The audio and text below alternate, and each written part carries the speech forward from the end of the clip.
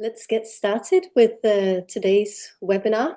Thank you so much, everyone, for joining us. So I will just go through the agenda for today, first of all. So, of course, introducing my guest today, and then we will dive into complexity in the fashion industry, a bit about supplier collaboration, value chain, and product data.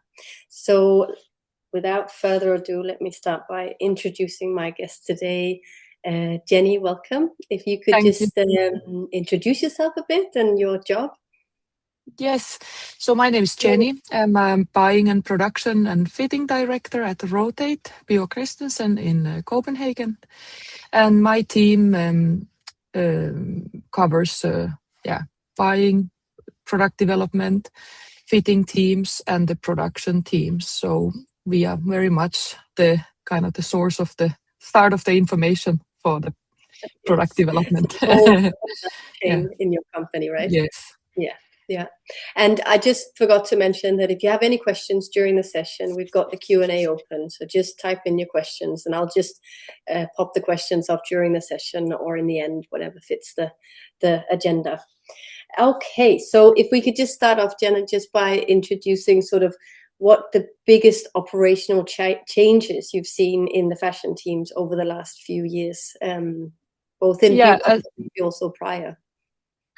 So for us, we were founded around 8 years ago. So for us, we have integrated systems from the start. So we have built our brand from the start to be agile on a lot of different processes.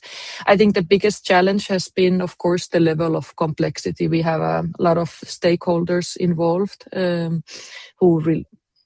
our different teams, but also there's compliance requirements and sustainability questions that we get, of course, that we need to build on.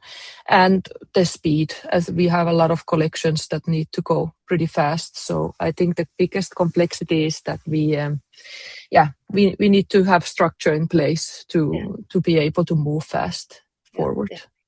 Exactly. And we'll get into that as well with the complexities a little later. But why then, in that complex world you live in, why is clarity then becoming so important? And why are we talking about that a lot, I think? Yeah, I was thinking about it, that there sometimes is this a bit of a misconception that operational discipline could be restricting the creativity, but I think actually that it's the opposite, that when we have these clear structures and processes in place that can create confidence for the designers too and the design team to be creative when we have other things in place. So that's why I think it's very important to have clarity over the whole company structure and processes in place. Yeah, it gives the free room for the creativity. It gives the free room, to mature in when we have the operational framework in place. Exactly. Yeah. So if we dive in a bit more to that, I think fashion teams in general, they're really like managing more stakeholders, as you say. There are some tough timelines out there. So, and that's always been that way. I feel that the tough timelines has always been there. But then we look into compliance, we look into the different things that you have to live up to. That just becomes even more information that the team has to be in control of. So where do you see the biggest operational complexities today in your team? I think we are in so many different platforms that we need to be very clear from the start when we start developing the product, because it affects so many different stages down the line, that if we skip a part, for example, on a product info, we will find that along the way and we need to go back and fix it, and that becomes more manual. So the more clear we can be from the start, we have fewer corrections, delays and misunderstandings along the way. So I think it's very, very important that we have the thorough work done in the very beginning. Exactly. Yeah. So starting point has an importance for you. So it's very important that everybody's clear, has a clear ownership of who owns what, where does the data come from, and then we all work from the same source, because that it gets the product information gets delivered to so many different teams. It goes to our sales, it goes to e-commerce teams, it goes in the end also logistics and the final retailers. So we need to be clear from the start, and I think that's the challenge, that there are so many different platforms we work on. So we have one source that we like Delogue, where we start from, and then we can copy paste that information forward. So it's a clear starting point. But where do you think the delays or perhaps confusion can typically stem from? Usually, I think it becomes from we don't have if there's no clarity over the timeline, expectations, what are the risks. So I think if people don't have clear ownership of their own area, or there's a lot of questions, that can become creating a lot of delays, because then the communication becomes complicated between different teams. Yeah. So having a clear structure, having some clear workflows in place, then that, like I said, creates the freedom to also make good decisions and manage the data. As if we don't have that, it's also hard to manage teams and workflows. Yeah. Do you think it's sort of from your experience, having a long experience in the fashion industry, do you think that has changed a lot these last few years, or maybe 5 years, compared to how we did it in the beginning? Yeah, I think the biggest change is, like said, that there are also bigger retailers who have their own questionnaires and requirements that we need to live up to. So we are in a much more stakeholders to deal with. We are so much more cross-functioning with different teams, that I think that is the biggest challenge. So if we don't have clarity, it will become very difficult and kind of unsure between teams, who's doing what, where is the information coming from. So I think dealing with so many different layers in such a fast timeline is the biggest challenge. Definitely. So if we dive into some of those stakeholders, which is your dear suppliers that you're working with, I think supplier collaboration we can also see it from our perspective in Delogue, that supplier collaboration has become so important, because a lot of the data, a lot of the information that you need, if we talk about sort of delivering that to retailers and so on, but also the fact that, timelines, etc., there are so much pressure on them, more so I feel that there were before. So what do you think, how do you feel like the supplier collaboration works best now? For us, suppliers become really our key. We have our key partners we've been working for years. You build the trust, you also expect the transparency from their side. We need to be sharing the same information as we share internally to our teams. We expect and share that with our own supply chain and suppliers.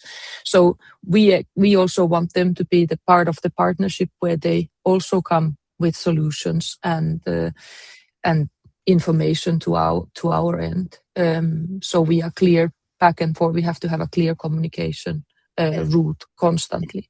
So we trust them and we know what's going behind them, because we have a big supply chain in Asia, in Far East, in India, and in Turkey. So we cannot be everywhere all the time. So that's why it's super important that we trust our suppliers and the information we received from them, and have that clear communication between us and the supplier. Yeah. And how do you sort of how that communication that you then have, do you have some examples of how you have approached that with your suppliers as inspiration? For us, we have a pretty solid onboarding processes. First of all, like we don't onboard new suppliers without having a multiple steps along the way, and having separate auditing and requirements in place. So they already know from the very start when we share our manuals and expectations and onboarding sheets that this is the level you need to reach. You need to be here with us. These are the expectations, but also having a back-to-back communication with them. Also, I think what's important, like we've said multiple times with Delogue, that it's clear. It's the communication is not just with one person to the supplier. I have the whole team. We can access the same information. We don't have doubts who did what. We asking them to add information. We'll add information in Delogue in the same platform. Everybody can access that. So it becomes, there's no guessing around who said what if there comes some questions along the way, which always do come. Always happens. I think so I think we are building, if we onboard a supplier, we build for a long-term relationship with them. Yeah. So we have some that we've worked from the start and they've grown to be our biggest suppliers. So that's really it really is built on, and that we act fast if we see that there is something we need to take up with them. We can immediately call in for follow-up and find the information where it might be going. And how about sort of the collaboration between your internal team, your teams, and then your suppliers? How do you create that alignment between them? So did you say onboarding of suppliers? Is it the same internally? And yes, we have quite lean team, so we have everybody knows what their own area is that they need to own. So we have the fitting team that is handling all the size charts, pattern making. So of course they communicate to their person in the end of the supplier's end. So I think just training everyone in the team, discussing, changing information. So we have quarterly feedback meetings again internally, but also with the suppliers. So we do kind of like a PDP with the suppliers to see what has worked out, what are the findings, can we improve? So and trust that people have that ownership on their area is important. Yeah. And what information is most important to share? So in the early stages of starting perhaps a collection or a year of development, what's important to share in the beginning with your suppliers? We always start, of course, from the timeline, so they know exactly what's coming for the next 6 months or the 12 months, what's expected. Things go fast, and we have multiple collections running in different stages at all the time. I think if the timeline starts to stretch and things don't get followed up, that's where we start very fast snowballing into some issues. So we need to be clear about this is the timeline, this is the expectations. We will share how many products are coming, so we have capacity booked into for our development part, for protos, for production. When is that coming? When do we expect to receive bulk? So constant timeline structure and feedback to the supplier, and also get back feedback from them. Is this realistic? Do they need time? Because sometimes we see we tend to get a little bit more positive picture, because of course they want to keep us happy. But I say I rather get the bad news in good time than too good news, and then we'll find out anyway late that we have delay. So constantly, and that's why I think Delogue, with following up on requests, on protos, on PPs, different sample stages, is so useful for us, because we can track in a report very fast what's coming, what's sent, and give that information to the team. So also we have capacity booked when we receive things from the suppliers. And I think it's so important what you said in terms of it being a collaboration with them, to understand that they need to have, they need to be honest, or to tell you what's actually possible for us to do, because otherwise the whole sort of firefighting in the end will be will be the work you had to do together with your suppliers, right? Yeah, and for example, let's take one collection with sales samples where we have multiple collections we expect to come in. We hand over sales samples to sales team, e-com team, marketing team, agents.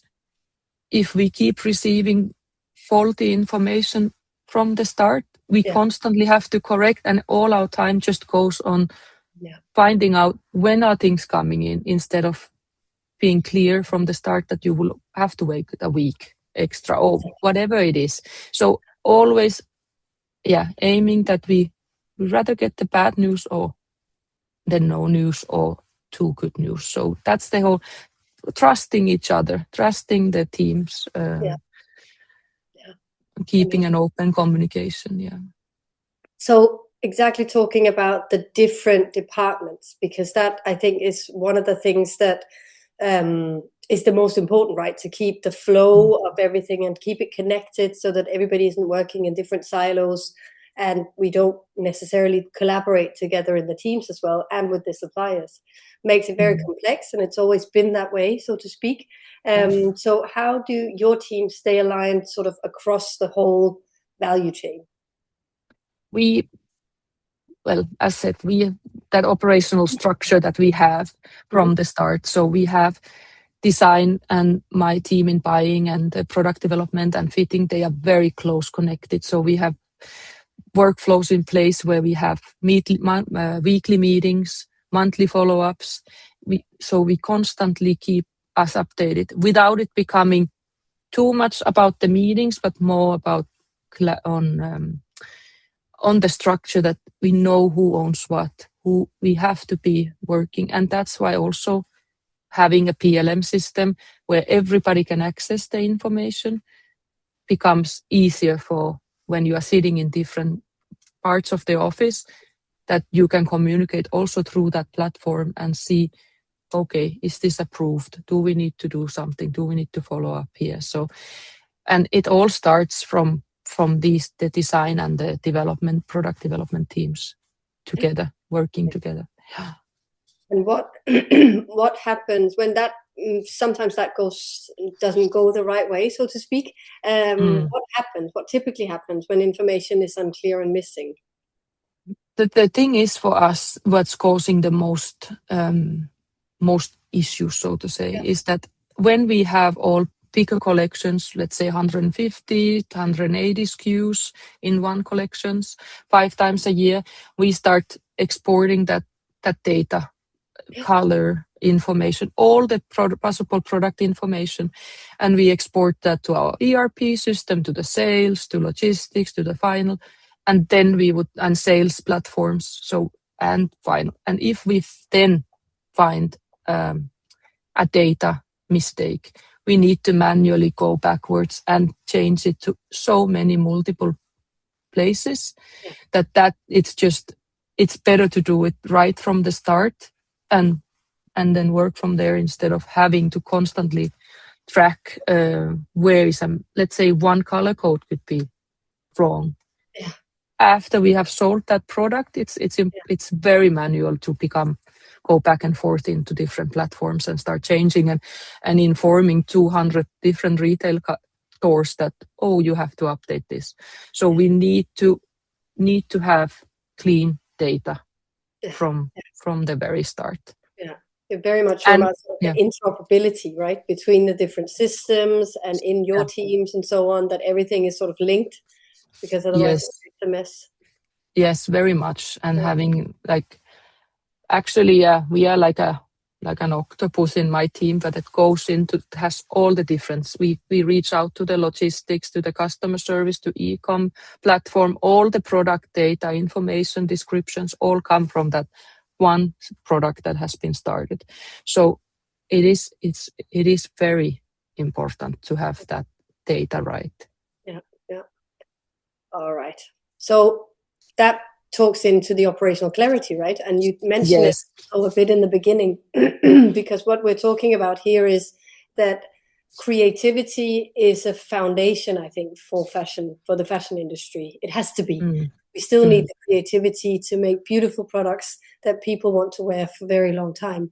But what we're talking about is sort of adding layers on top of creativity to ensure that you can be compliant, that you can sell your products via different retailers or your own e-commerce stores and so on. It just, that complexity, we're now seeing more now than we've ever experienced, and possibly will actually perhaps be even sort of worse the further we get.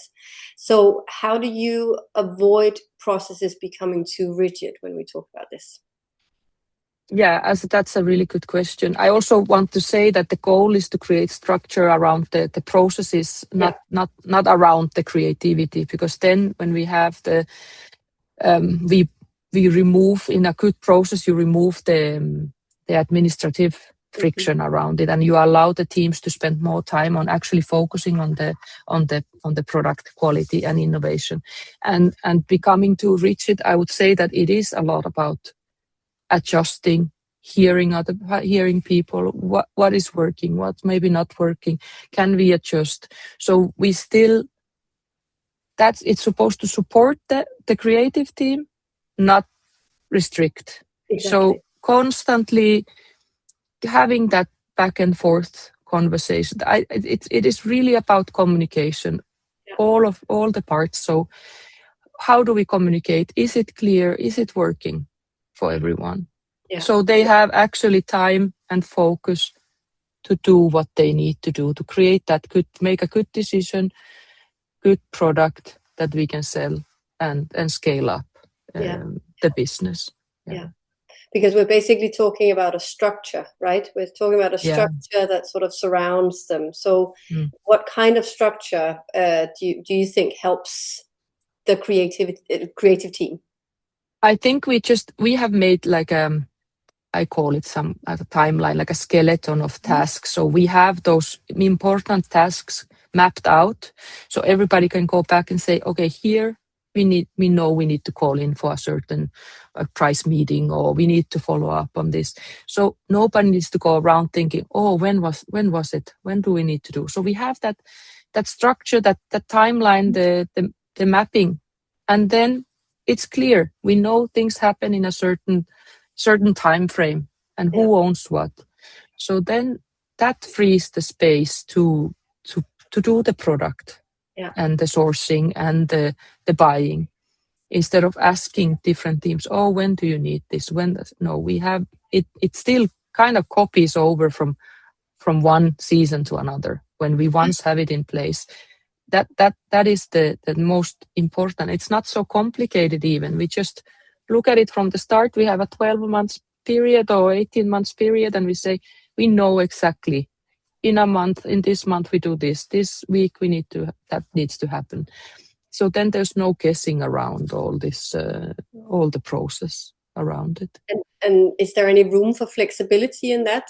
Do you feel? Absolutely. Yeah, absolutely. So of course we work with we know things might get thrown out from the side, and things get prioritized, and that's exactly where we have built that, so we know, okay, what do we now if we need to move something a week ahead? Yes, we are still okay. And who needs to inform who and which team? So that's where it's just more clear in that sense, that and you can have we have tried multiple different platforms and helping tools, and nowadays you can have different AI tools also to help doing this kind of processes. But for us, I think having that one big source of starting point like Delogue, and then working, we don't need so many different structure or platforms. We need to just know where to go, where's the information. Yeah, exactly. So if I go to the next one, because now you said AI, so I can't help asking you how AI has. But if we start by talking about sort of that product data that we've kept on talking about, I think that is I feel at least that is one of the major changes that has happened during the past years, compared to when I myself as well was a buyer in the industry, that that wasn't an issue back then. We wanted products to get to the market. That was sort of the big thing, and we wanted the prices that we wanted the products we wanted, etc. We wanted the materials and so on. But product data has become a big word, and it also is sometimes a bit of a scary word, because what does product data actually mean? And the teams that you have and all of the other customers that we have are, of course, trying to figure out, what does product data mean? It's not only compliance data, it's also just in general product data that has to flow between systems to be able to sell your goods. That becomes much more of an issue.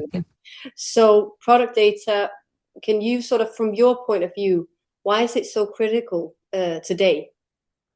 I have a good example. What has been we've been looking into, for example, return rates and how do we improve return rates. We do a lot of occasional wear.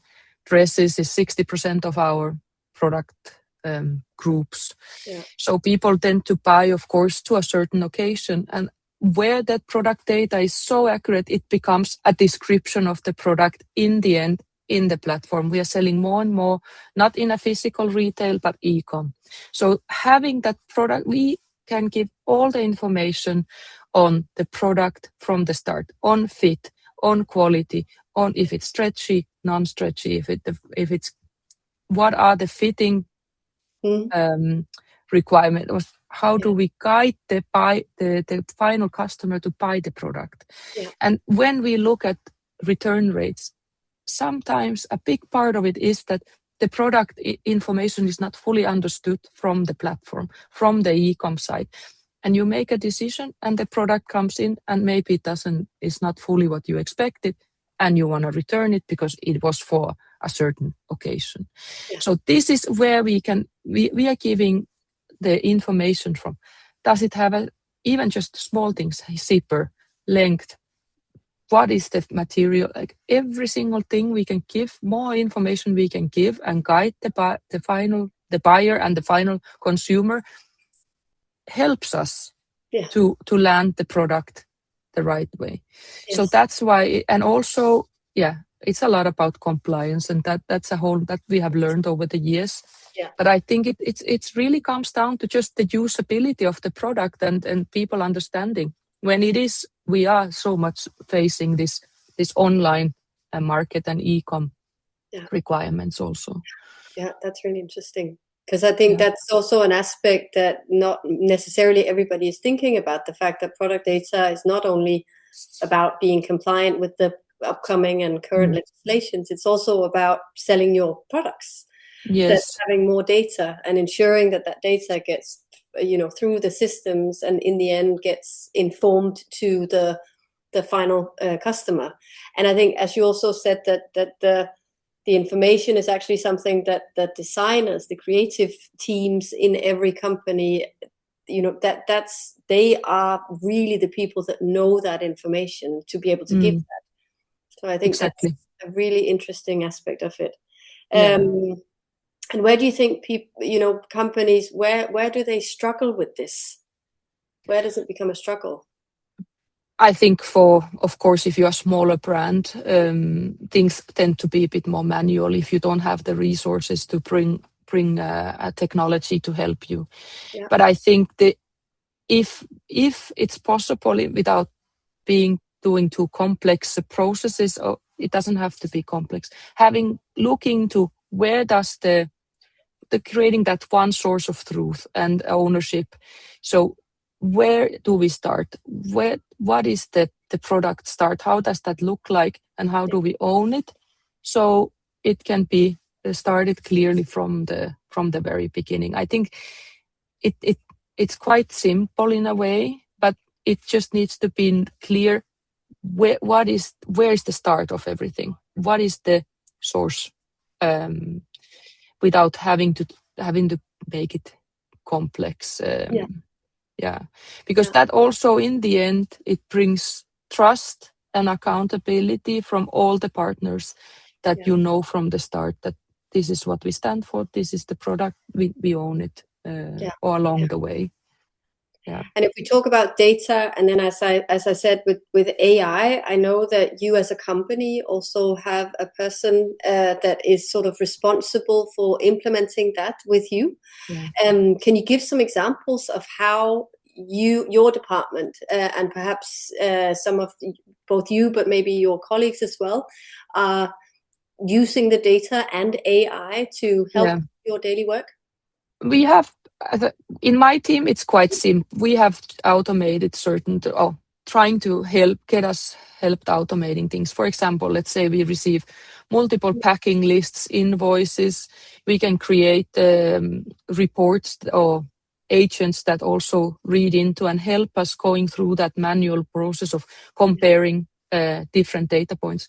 Having that platform like Delogue, we can export the product data, compare that with the AI agent and say, is there anything we need to, anything overshipped? Are we having price differences compared to what we have sent in our PO? That's one of the things. I think that has been very manual process of going through every single product, comparing in different, so it creates space. So it flags us and we can see. Then when we look into the creative part, we have a lot of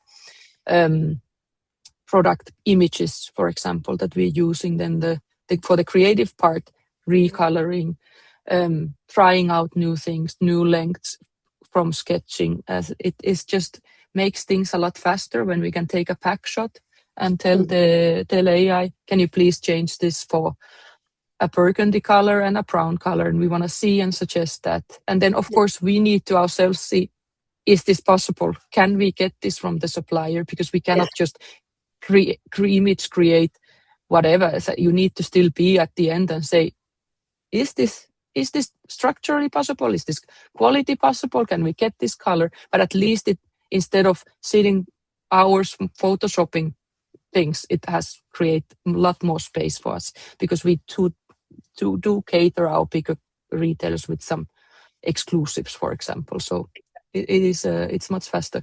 But I know also in logistics, in e-com, as they are using it in different ways. And like I said, product descriptions, getting the help of AI, doing some part of the copy based on what we inform them from our product.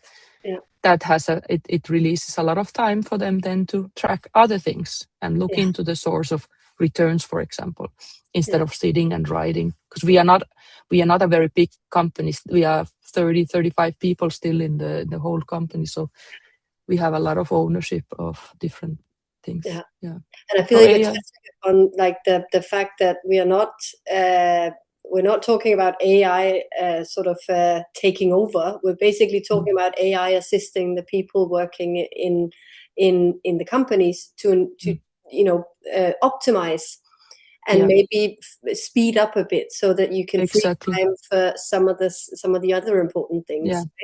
Yeah. Another good example is that I sit with the final buy price negotiations.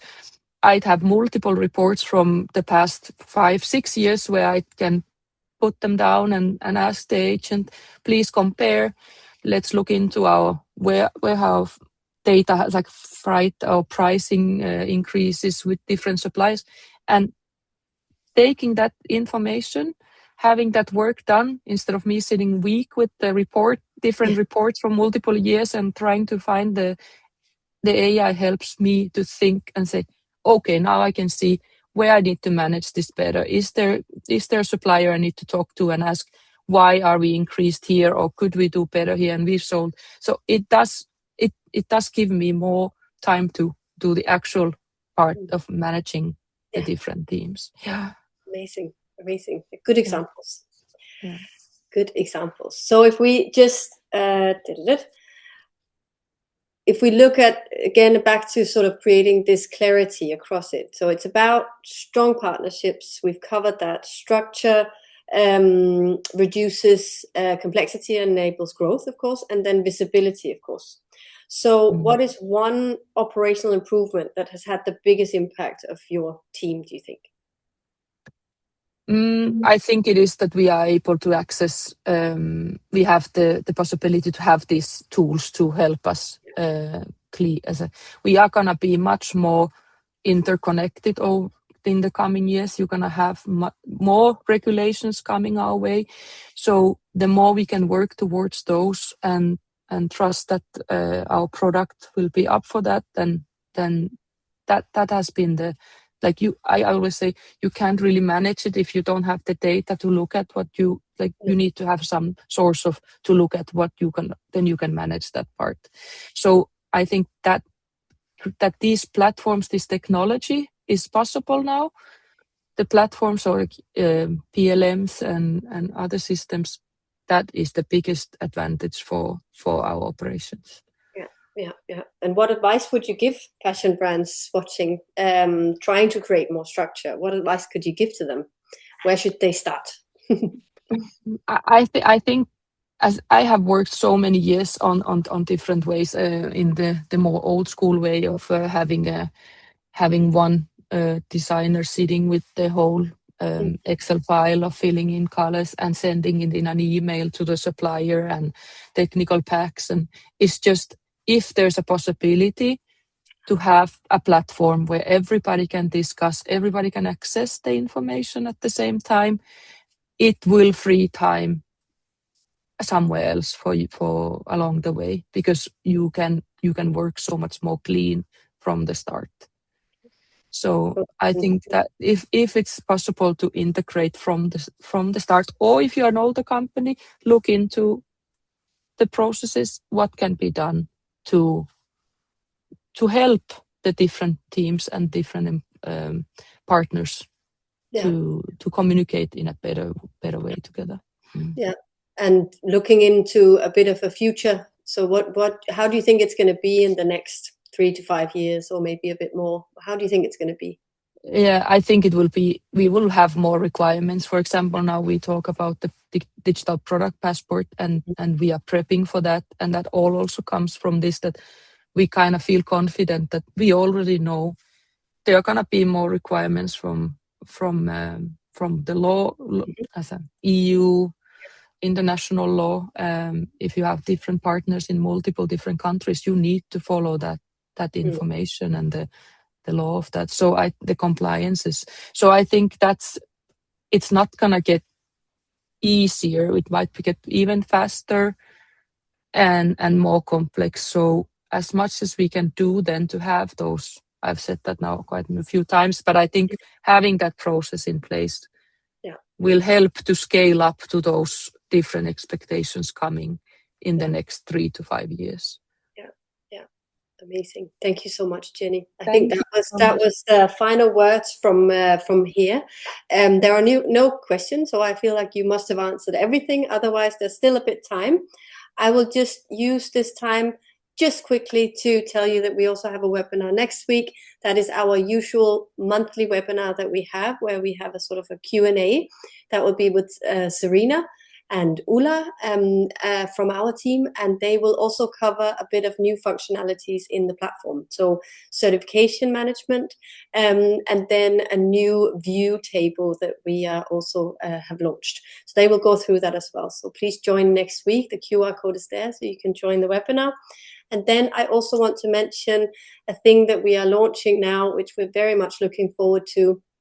We would like to, any customers watching, we would like to invite our customers to a lunch in the loop. This one will be about our new Delogue 2.0, which is our new platform. You work in the old and the new, but it's the new look of the platform, where we will also launch all of our new functionalities that we're coming up with. So you can go to the QR code and you will be able to sign up for this luncheon loop in August. I hope to see so many of you there. So that was it for now. Thank you so much, Jenny. This was such a pleasure to have you. Thank you, everybody, for joining, and I hope to see you soon. Thank you. Thank you so much.